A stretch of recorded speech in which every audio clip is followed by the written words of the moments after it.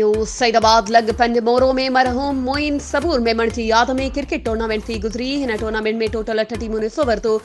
Tournament जो final Memon cricket club राहू cricket club जे विच में थियो, जंहिंमें पहिरीं राहू क्रिकेट क्लब 8 ओवर्स में 85 रन्सूं ठाहे ऑल आउट थी वई।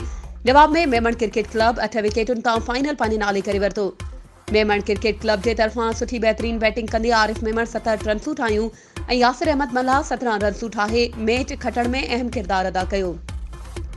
मेहमान ख़ुसूसी पीपल्स पार्टी तालके न्यूज़ सईदाबाद जे सदर हाजी अब्दुल गनी मेमण, मीर मुर्तज़ा सुमरो, सहाफ़ी Sikandar Samo, Wali Musani, Qamaruddin Abrejo, Najibuddin Memon, Saeed Musani, Naveed Musani, Inayatullah Memon, Aleem Memon, Kashif Memon, Lucky Memon, Saeed Memon, man of the match Arif Memon, man of the series Waleed Musani खे ट्रॉफी ऐं कैश इनाम ॾिना विया।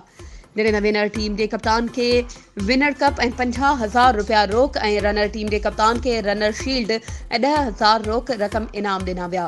वधीक ख़बरुनि ऐं अपडेट्स जे लाइ असांजे चैनल खे सब्सक्राइब कयो ऐं हा, बेल आइकन खे प्रेस करणु न विसारिजो त जीअं असांजी हर नई अचण वारी वीडियो तव्हां ताईं पहुची सघे।